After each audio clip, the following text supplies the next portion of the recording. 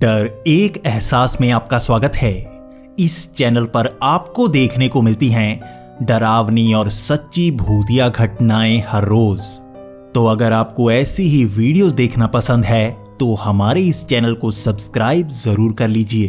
तो अब शुरू करते हैं हमारी आज की कहानी, जिसे हमारे साथ शेयर किया है सौरभ जी ने। सौरभ जी, आपका बहुत बहुत धन्यवाद। तो अब शुरू करते हैं हमारी आज की कहानी सौरभ जी की जुबानी।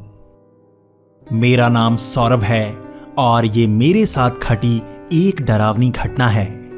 मैं अपने एक दोस्त के साथ गोवा गया हुआ था। ये बात शायद 2 से 3 साल पुरानी है। हम दिसंबर के महीने में गोवा गए हुए थे और यहाँ पर इस सीजन में बहुत पार्टीज होती हैं। यहाँ पर रूम बुक करना बहुत ही मुश्किल हो जाता है और रूम बहुत ही महंगे मिलते हैं। हम पहले बागा बीच के पास कोई कमरा लेना चाहते थे, लेकिन हालत ऐसी थी कि वहां पर कोई कमरा 5,000 से कम मिल ही नहीं रहा था। तो हमने सोचा हम थोड़ा आसपास में ही कमरा ले लेते हैं। ऐसे ही हम ढूंढते रहे, लेकिन हमें आसपास भी कोई कमरा नहीं मिला। लेकिन लगभग 2 किलोमीटर की दूरी पर हमें एक कमरा मिल ही गया। ये एक कई मंजिला इमारत थी और यहाँ पर अपार्टमेंट्स में हमें एक कमरा रेंट पे मिल गया। हमने ये कमरा लगभग 5 दिनों के लिए बुक किया था। हमें पता था कि यहाँ पर बाइक भी रेंट पर मिल जाती है, इसलिए ये 2 किलोमीटर का रास्ता बड़ी ही आसानी से पार किया जा सकता है। अब हमारा काम आसान हो गया था।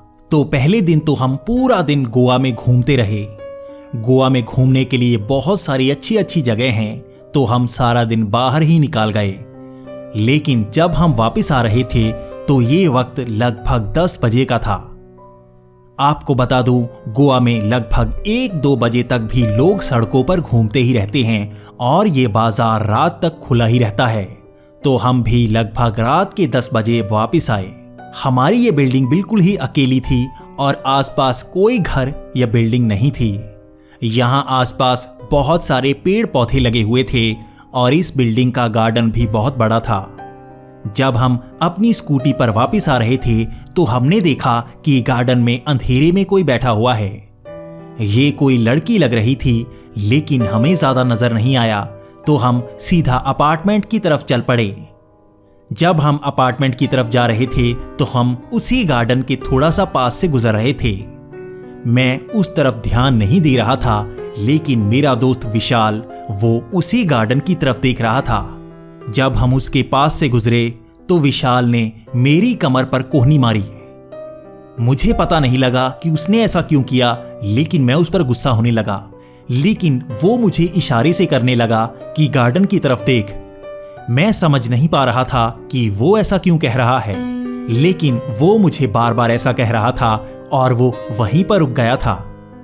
हम छोटे पौधों के पास थे और यहां से गार्डन नजर आ रहा था। मैंने जब गार्डन की तरफ देखा तो थोड़ी रोशनी में मुझे वो लड़की नजर आई। वो लड़की पूरी तरह से नंगी बैठी हुई थी और उसका चेहरा हमें नजर नहीं आ रहा था। हमें इतना तो नजर आ रहा था कि उसने कोई कपड़े नहीं पहने हैं, लेकिन हम ज्यादा देख नहीं पा रहे थे। इतना देखकर विशाल जोर से हंसने लगा और हम कमरे की तरफ आने लगे। हम कमरे की तरफ आते हुए यही बातें कर रहे थे कि वो यहाँ पर कपड़े उतार कर क्यों बैठी थी। शायद वो साथ में पूल में नहाकर आई होगी और बिना कपड़ों के यहीं पर आकर बैठी होगी। तब विशाल ने कहा कि बाद में हम भी पूल में जाके आएंगे। ऐसे ही हम अपने कमरे में चले गए। मैं विशाल को कह रहा था कि मैं बहुत ज्यादा थका हुआ हूं, लेकिन विशाल कह रहा था कि उसे पूल में जाना ही है। विशाल थोड़े ठरकी मिजाज का था, इसीलिए वो बार बार मुझे कह रहा था कि चलो पूल की तरफ चलते हैं। लेकिन मैं बार बार उसे कहने लगा कि मैं बहुत ज्यादा थका हुआ हूं, इसलिए आ नहीं सकता। इसी बात पर विशाल मुझसे थोड़ा सा नाराज हो गया, लेकिन हम ऐसे ही बातें करते करते उस रात सो गए। अगले दिन हम फिर से पूरा दिन घूम रहे थे, लेकिन विशाल बार बार उसी लड़की की बातें किए जा रहा था। ऐसे ही हम पूरा दिन गोवा घूमते रहे और आज लगभग 11 बज गए थे। आज हमने लगभग 2 किले देखे जो अलग अलग साइड पर थे। हम ज्यादा थके नहीं थे। हम फिर से अपार्टमेंट की तरफ आ रहे थे और दूर से हमें फिर से गार्डन में वही लड़की बैठी हुई नजर आई। विशाल तो बार बार मुझे कह रहा था कि हम भी जाकर गार्डन में बैठ जाते हैं और देखते हैं क्या सच में वो लड़की बिना कपड़ों के बैठी है। मैं विशाल को बार बार मना कर रहा था, लेकिन विशाल मेरी बात मान नहीं रहा था, बल्कि वो मुझे खींचकर वहां ले जाना चाहता था। लेकिन मैं विशाल को कह रहा था कि यहाँ पर फॉरेनर भी आते हैं और अगर उन्होंने कंप्लेंट कर दी तो हमें मुश्किल हो सकती है। इस बात को विशाल समझ गया और वो कहने लगा कि चलो पूल की तरफ चलते हैं। ऐसे ही बातें करते हुए हम पीछे से घूमकर पूल की तरफ गए। हम अब पूल में नहा रहे थे, लेकिन हमें अब एक बात का पता चल गया था कि यहां पर ज्यादा लोग नहीं आए हुए थे। इस होटल का नाम मैं आपको नहीं बता सकता क्योंकि मैं आपको डराना नहीं चाहता, लेकिन यहां पर बहुत ही कम लोग आए हुए थे। दिसंबर के महीने में यहां पर बहुत सारे लोग आते हैं, लेकिन ये होटल शायद दूर था, इसलिए यहां पर कोई नहीं था। यहां पर हमें सिर्फ 2 से 3 कपल ही नजर आए थे और कोई भी इतनी बड़ी बिल्डिंग में नहीं था। लेकिन हमें क्या फर्क पड़ता था, हमें तो स्कूटी उठाकर गोवा में घूमना था। आज हम पूल में ऐसे ही मस्ती कर रहे थे। विशाल बार बार कह रहा था कि अगर वो लड़की बाहर बैठी है तो हो सकता है कि यहां पर नहाने आए। मैं बार बार विशाल को कह रहा था कि उसका ऐसा ठरकी मिजाज अच्छा नहीं है और वो हम दोनों को फंसा सकता है। ऐसे ही हम दोनों बातें कर रहे थे, लेकिन विशाल मान ही नहीं रहा था। विशाल ने कहा कि मैं अभी गार्डन में थोड़ा घूम कर आता हूं। मैं विशाल को कह रहा था कि मैं उसके साथ नहीं आऊंगा, उसे अकेले ही जाना होगा। विशाल ने पता नहीं कैसे हिम्मत की, क्योंकि वो बहुत ही ज्यादा डरपोक है। फिर भी वो अकेला ही चल पड़ा गार्डन में। वो गार्डन की तरफ जा रहा था और मैंने देखा वो उस लड़की के पास ही जा रहा था।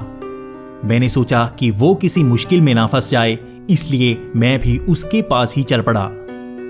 मैं विशाल को कह रहा था कि ज्यादा आगे मत जाओ, लेकिन विशाल उस लड़की के पास जाता जा रहा था। हम जैसे ही उस लड़की के पास पहुंचे तो उसका चेहरा दूसरी तरफ था। पीछे से साफ नजर आ रहा था कि उस लड़की ने कोई कपड़े नहीं पहने थे, वो बस दूसरी तरफ देखे जा रही थी। पहले तो मैंने विशाल से कहा कि यहीं पर आसपास बैठ जाते हैं, उसके ज्यादा पास नहीं जाते। लेकिन विशाल उसके पास गया और उसे बुलाने लगा। विशाल ने शायद 1-2 बार कुछ कहा हो, लेकिन मुझे ज्यादा सुनाई नहीं दिया क्योंकि मैं उसके ज्यादा पास नहीं था। मैं थोड़ा दूरी पर बैठा हुआ था। जब मैंने दूर से देखा तो विशाल जैसे उससे अब बातें करने लगा था। मुझे उस लड़की की आवाज भी सुनाई दे रही थी। मुझे लगा वो लड़की भी विशाल से बातें कर रही थी, लेकिन उसका चेहरा दूसरी तरफ था। अब मैं भी विशाल के थोड़ा सा पास चला गया।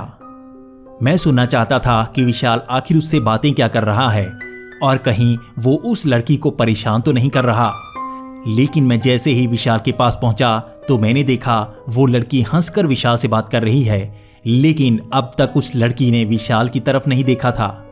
लेकिन विशाल बार बार कह रहा था कि इस तरफ मुंह तो करो, मैं तुम्हें देखना चाहता हूं।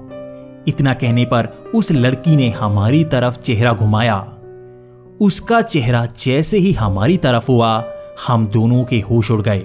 उस लड़की ने कोई कपड़े नहीं पहने थे और वो पूरी तरह से नंगी थी, लेकिन वो कोई साधारण लड़की नहीं थी। उसका चेहरा बिल्कुल सड़ा हुआ था और उसके चेहरे पर खून टपक रहा था।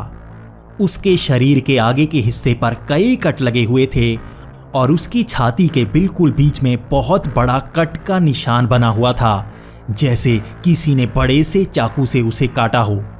वहां से खून टपक रहा था।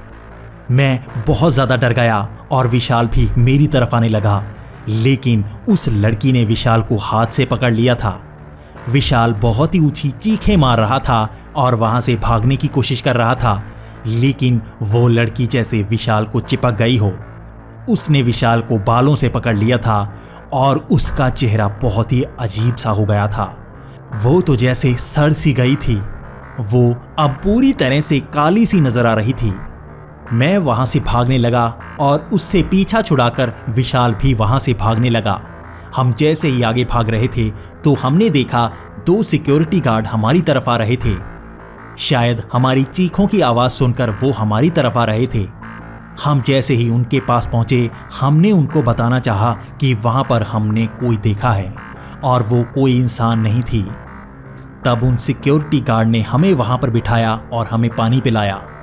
तब उन्होंने बताया कि यहाँ पर तीसरी मंजिल पर कई साल पहले एक लड़की का कत्ल हो गया था। कहते हैं कि वो लड़की इसी होटल में अकेली आई थी और शायद नहा रही थी और इस होटल का मैनेजर एक की लेकर गया और उस कमरे के अंदर चला गया। उसने उस लड़की के साथ जबरदस्ती करनी चाहिए, लेकिन लड़की ने अपने बचाव के तौर पर कई चीजें उस पर फेंकनी शुरू कर दी। शायद उस मैनेजर को बहुत ज्यादा गुस्सा आ गया और दोनों में हाथापाई हो गई। उस मैनेजर ने उस लड़की को वहीं पर मार दिया था। वो मैनेजर उस लड़की को मारकर वहां से तो भाग गया, लेकिन बाद में पकड़ा गया। आज भी लोगों को बिना कपड़ों की वो लड़की यहीं पर नजर आती है और हो सकता है उनको भी वही लड़की नजर आई हो।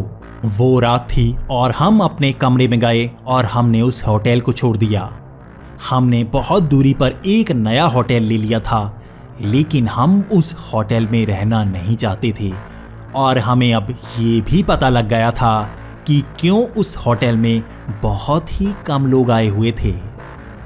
दोस्तों, आपको ये कहानी कैसी लगी प्लीज कमेंट्स में जरूर बताएं। अगर आप ऐसी ही वीडियोस आगे भी देखना चाहते हैं तो प्लीज कमेंट करें। इसी के साथ वीडियो को लाइक करके शेयर जरूर करें। अगर आपने हमारी पिछली वीडियोस नहीं देखी तो प्लीज वीडियोस में जाकर उन्हें जरूर देखें। मैंने बहुत ही मेहनत से उन वीडियोस को बनाया है, तो प्लीज अपनी पसंद की वीडियो जरूर देखें।